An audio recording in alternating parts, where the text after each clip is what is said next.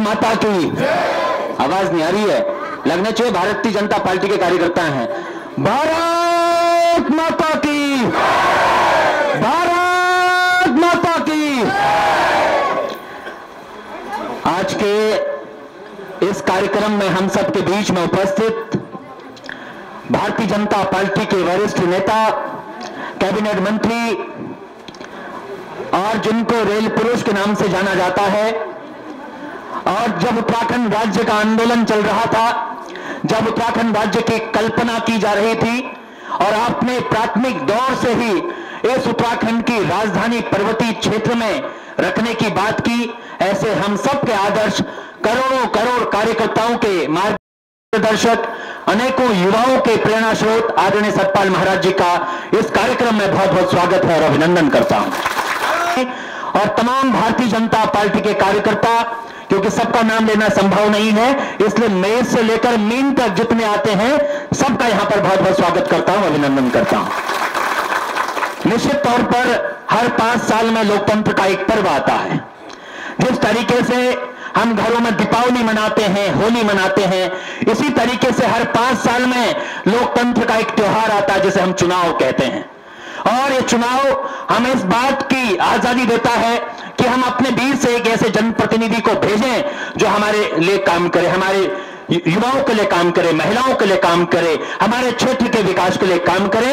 और आपके बीच में भारतीय जनता पार्टी ने आदरणीय महाराज जी को प्रत्याशी के रूप में भेजा है। और मैं समझता हूं, जब मैं चौबट्टा खाल के गांव गांव घूम रहा हूं, जब गली गली में घूम रहा हूं, हर मकान से एक आवाज आ रही है, हमारा विधायक कैसा हो, सतपाल महाराज जैसा।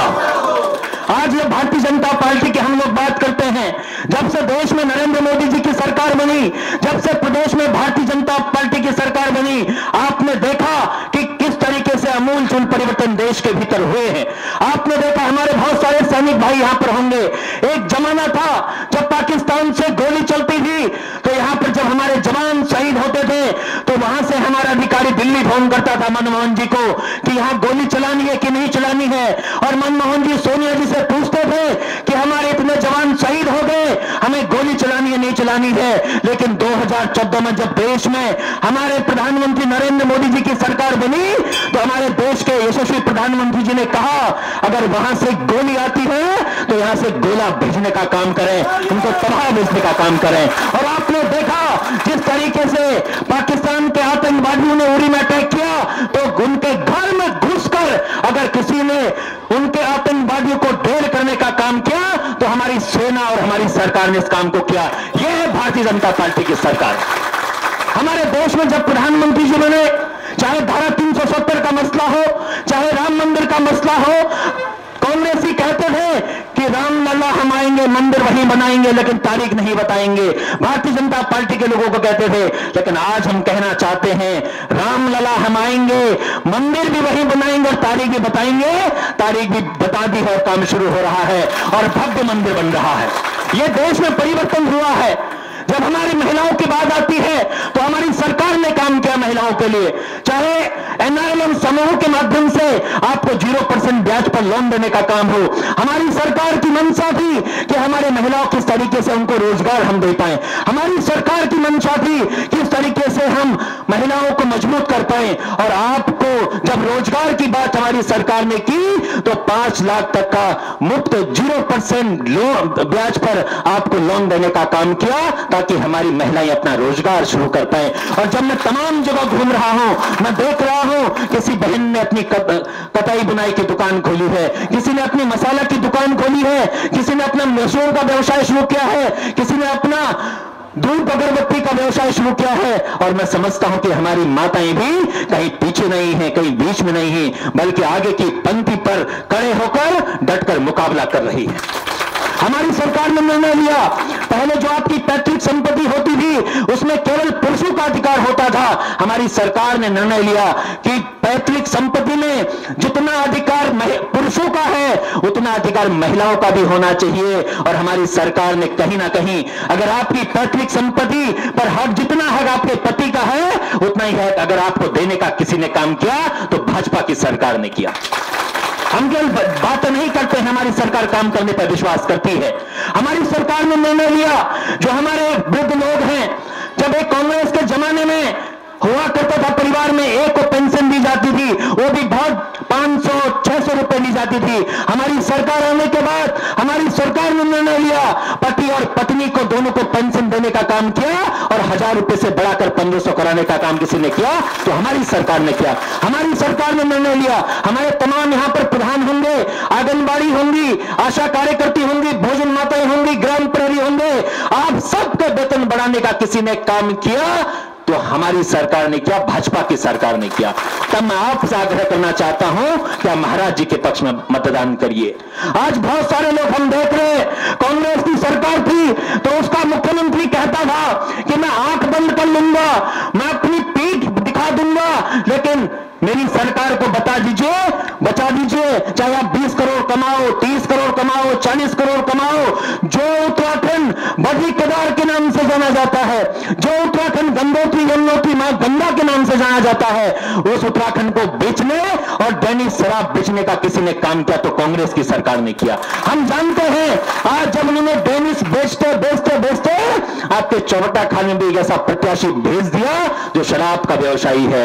मैं आपसे कहना चाहता हूं मेरी माताओं, भाइयों, बहनों, जब आज अरे बंजाल जी ने बड़ी अच्छी बात कही, आज हमारे युवा साथी हैं, मैं सुन रहा हूं कहीं कहीं पर कि प्रत्येक परिवार में एक एक बोतल दी जा रही है, मैं सुन रहा हूं कि 1-1 हजार रुपए दिए जा रहे हैं, आपका ईमान खरीदना चाहते हैं। मैं कहना चाहता हूं ये उत्तराखंड की जनता है, ये चौबट्टा खाल की जनता है, ये स्वाभिमानी लोग हैं। जब उत्तराखंड राज्य की कल्पना हो रही थी तो यही माताएं थी जिन्होंने मुजफ्फरनगर कांड जैसा झेला, खटीमा जैसा कांड झेला, जिन्होंने गोलियां खाई, जिन्होंने देखा कि उस समय उत्तराखंड राज्य आंदोलन चल रहा था, किस तरीके से बर्बरता उस समय की गई, जब उस समय हमारे यहाँ के महिलाओं ने, हमारे यहाँ के युवाओं ने अपना ईमान नहीं बेचा।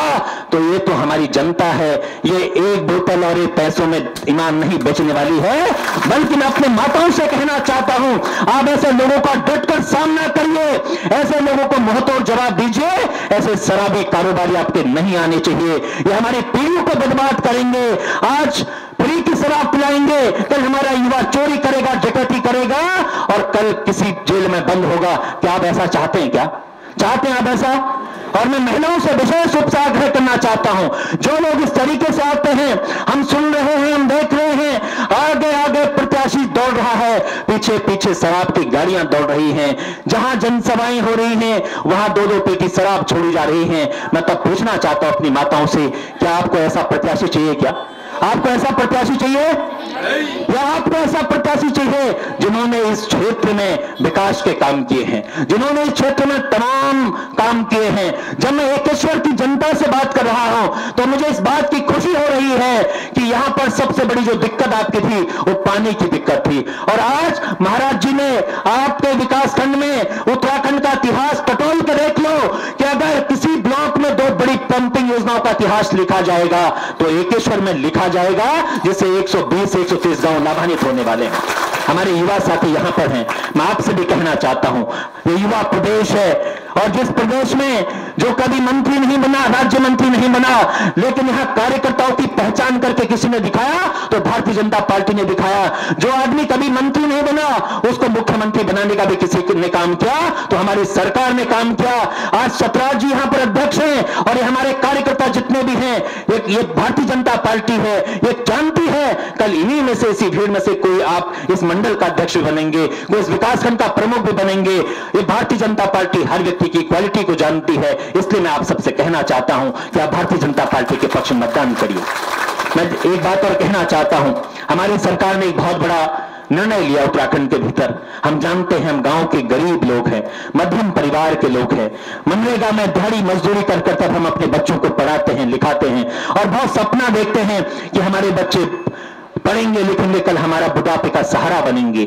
हमारी सरकार ने निर्णय लिया, हमारी सरकार ने निर्णय लिया कि हमारे जितने भी 9 से लेकर 12 तक के बच्चे हैं, जब गरीब के बच्चे के हाथ पर हम मोबाइल देखते हैं, जब गरीब के बच्चे के हाथ में मोबाइल नहीं होता है तो बच्चा कहीं ना कहीं अपने आप को संकुचित महसूस करता है। हमारी सरकार ने निर्णय लिया कि जब लॉकडाउन है, लॉकडाउन में जब ऑनलाइन क्लासेस चल रही हैं, अमीर का बच्चा तो ऑनलाइन क्लासेस ले रहा है लेकिन गरीब का बच्चा पढ़ नहीं पा रहा है। हमारी हमारी सरकार ने निर्णय लिया कि गरीब के बच्चों को भी हाई स्कूल इंटर कॉलेजों में जितने भी बच्चे पढ़ रहे हैं उनके खातों में 12,000 रुपए देकर उनको टैबलेट देने का किसी ने काम किया तो हमारी सरकार ने किया। तो मैं आपसे आग्रह करना चाहता हूं, आप महाराज जी के पक्ष में मतदान करिए। हमारी सरकार ने निर्णय लिया, हम गांव के बहुत मध्यम परिवार के लोग हैं, गांव में किसी को बीमारी लग जाती है, किसी को बड़ी बीमारी लग जाती है, हमारे पास नहीं होते हैं, हमारे पास 1 लाख 2 लाख 3 लाख नहीं होते हैं। हमारी सरकार ने निर्णय लिया, हमारे बीजेपी के फाउंडर मेंबर पंडित दीनदयाल उपाध्याय जी ने कहा था कि भाजपा गांव के अंतिम पंक्ति पर खड़े व्यक्ति का भी विकास चाहती है, और हमारी सरकार ने निर्णय लिया कि अगर कोई भी व्यक्ति बीमार हो जाएगा 1 साल में 5 लाख तक का इलाज आयुष्मान कार्ड के तहत किसी ने कराने का काम किया तो हमारी सरकार ने किया। आज हमें गांव में चंदा इकट्ठा करने की जरूरत नहीं है, आज हमें किसी अपने से कर्जा लेने की जरूरत नहीं है, आज हमारी बहनों को अपने जेवर बैंक में गिरवी रखने की आवश्यकता नहीं है, बल्कि हमारी सरकार ने इस पूरे प्रदेश में हर व्यक्ति की स्वास्थ्य की जिम्मेदारी अगर किसी ने ली तो भारतीय जनता पार्टी ने ली। इसलिए मैं आपसे आग्रह करना चाहता हूं, आप महाराज जी के पक्ष में मतदान करिए। हमने देखा जब हमारी बहनें, जब हमारे भाई किसी को अल्ट्रासाउंड करवाना होता है, किसी को एक्सरे कराना होता था तो आपको कोटद्वार जाना पड़ता था या श्रीनगर जाना पड़ता था। आदरणीय महाराज जी ने आपको सतपुली में यह व्यवस्था करके दिखाई है।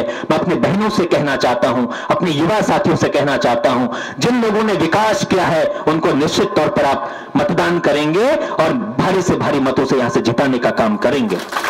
मैं आपसे एक आग्रह और करना चाहता हूं, हम सब लोग जितने भी लोग यहां पर हैं, हम मनरेगा में मजदूरी करते हैं। कांग्रेस काल था जिन्होंने मनरेगा की मजदूरी 75 रुपए रखी थी, हमारी सरकार ने उसको 202 कराने का काम किया। हमारी सरकार ने निर्णय लिया अगर मनरेगा में भी हमारे गांव की माताएं बहनें अगर मजदूरी कर रहे हैं तो उसकी मजदूरी 75 रुपए नहीं होनी चाहिए बल्कि 202 रुपए होनी चाहिए, ताकि सबका सम्मान हो सके। ये काम भी हमारी सरकार ने किया है। और आज उज्ज्वला गैस कनेक्शन के तहत फ्री में गैस देने का किसी ने काम किया तो हमारी सरकार ने किया, क्योंकि हम जानते हैं जब एक टाइम पर हम चूल्हे में खाना बनाते हैं, लकड़ी में खाना बनाते हैं, वो हमारे शरीर को नुकसान करता है। और हमारी सरकार ने निर्णय लिया, मोदी जी की सरकार ने निर्णय लिया कि गांव में जो गरीब लोग हैं उनको उज्ज्वला गैस कनेक्शन के तहत किसी ने गैस कनेक्शन देने का काम किया तो भारतीय जनता पार्टी की सरकार ने किया।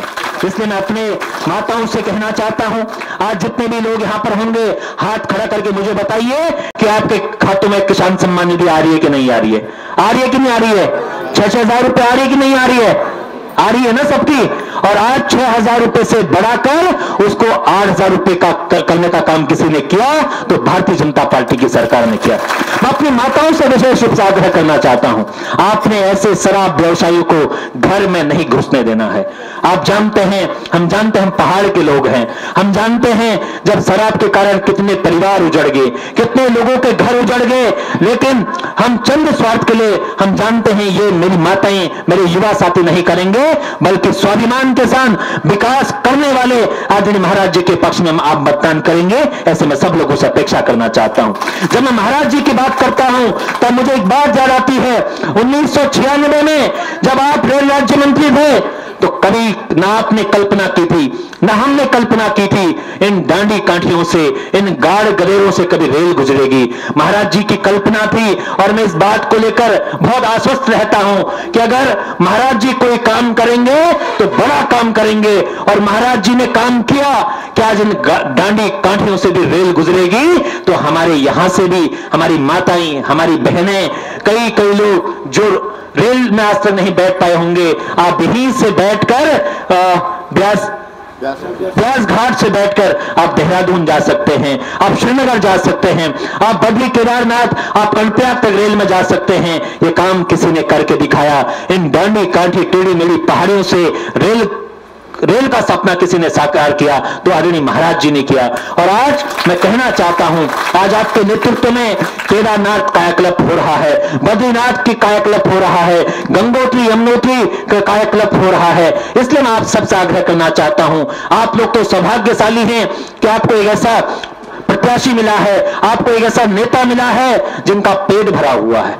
लेकिन हम देखते हैं कि आपको इस बात की खुशी होनी चाहिए कि महाराज जी को लगभग 25-30 साल राजनीति में हो गए, कोई व्यक्ति चाहे गांव का हो चाहे विपक्ष हो, कोई व्यक्ति इस बात का आरोप नहीं लगाता कि भ्रष्टाचार किया है। इस बात की खुशी होनी चाहिए जो आपका प्रतिनिधित्व कर रहा है, जो आपकी सेवा कर रहा है, वह ईमानदारी से आपकी सेवा कर रहा है। जब कोविड काल था, हम जानते हैं महाराज जी ने पूरे परिवार के साथ आप लोगों की सेवा की। कहीं मास्क भेजने का काम किया, कहीं सैनिटाइजर भेजने का काम किया, कहीं राशन किट भेजने का काम किया, और भेजते भेजते भेजते भेजते कोरोना से संक्रमित हो गए, पूरे परिवार सहित कोरोना पीड़ित हो गए। 1 महीने तक अपनी जिंदगी की लड़ाई लड़ते रहे एम्स हॉस्पिटल में। तब भी हमारे कार्यकर्ताओं को एक ही बात बोलते रहे कि गांव में, मेरे विधानसभा में कोई परिवार ऐसा नहीं रहना चाहिए जो भूखा सोता हो। उनके लिए राशन पहुंचाने की व्यवस्था की, मास्क सैनिटाइजर भेजने की व्यवस्था की। जो आज लंबे लंबे लंबे कुर्ते पहन के आ रहे हैं कांग्रेस के लोग, उनसे पूछिए कि चौबट्टा खाल जब दुख में थी, पीड़ा में थी, तब आप कहां थे। जरूर इस बात का चिंतन आपको करना पड़ेगा, मनन आपको करना पड़ेगा। और मैं जानता हूं इस बार जनता, पिछली बार आपने महाराज जी को 8000 वोटों से चुनाव जिताकर भेजा, तो इस बार आप तेगुने से चुनाव जिताकर भेजेंगे, इस बात की मैं उम्मीद कर सकता हूं। और सरकार बहुत काम कर रही है, आपको फ्री वैक्सीनेशन का काम कर रही है, पिछले कई महीनों से फ्री राशन देने का काम कर रही है। कर रही है कि नहीं कर रही है? आवाज नहीं आ रही है? तो इसलिए मैं सबसे आग्रह करना चाहता हूं, 14 तारीख को आप सब लोग जब पोलिंग बूथ पर जाएंगे, वोट देने सबने अनिवार्य रूप से जाना है। कभी कभी हम क्या सोचते हैं कि मेरी एक वोट से क्या हो जाने वाला है, लेकिन हमें याद करना पड़ेगा कभी एक वोट से अटल बिहारी वाजपेयी जी की सरकार गिर गई थी। और हमें इस बात को ध्यान रखना पड़ेगा, एक एक वोट हमारे लिए कीमती है। और हमारे जितने भी आपके रिश्तेदार होंगे, नातेदार होंगे, आप सबको फोन करके बोलिए कि इस बार महाराज जी को वोट करना है, विकास को वोट करना है, मोदी जी के हाथों को मजबूत करना है। और 14 तारीख को केवल पोलिंग बूथ पर एक ही आवाज आनी चाहिए, कमल कमल कमल कमल। और जब 10 तारीख को रिजल्ट खुलेगा तो केवल कमल ही कमल दिखे। और मैं कहूंगा 80 रटन, आप कहेंगे कमला बटन। 80 रटन, 80 रटन। आवाज नहीं आ रही है? कांग्रेसियों के कान में आवाज आनी चाहिए। 80 रटन, 80 रटन। आप सबका बहुत बहुत धन्यवाद। उम्मीद करता हूं सब लोग, क्योंकि हमारे पास सब लोगों से मेरा एक आग्रह है, हमारे पास बहुत कम समय है, 4-5 दिन बचे हैं, और मैं सबसे आग्रह करना चाहता हूं सब लोग अपने अपने तरीके से प्रचार करें। जहां पर आपको लगता है कि हमें यहां जाना चाहिए, अपने अपने गांव में लोगों से मिलें, बातचीत करें। सबसे मैं आग्रह करना चाहता हूं सब लोग इस प्रकार का सहयोग करेंगे। और कल ठीक 1 बजे हमारे चौबट्टा खाल विधानसभा में भारतीय जनता पार्टी के राष्ट्रीय अध्यक्ष श्रीमान JP नड्डा जी पधार रहे हैं, जो हमारा डिग्री कॉलेज का ग्राउंड है। मैं उस सब में आपको आमंत्रित भी कर रहा हूं। आप सबका बहुत बहुत आभार। हमारा विधायक कैसा हो? देखो, इतनी आवाज आनी चाहिए, कांग्रेसियों के कान में दर्द होना चाहिए। हमारा विधायक कैसा हो? हमारा विधायक कैसा हो? आप सबका बहुत बहुत धन्यवाद।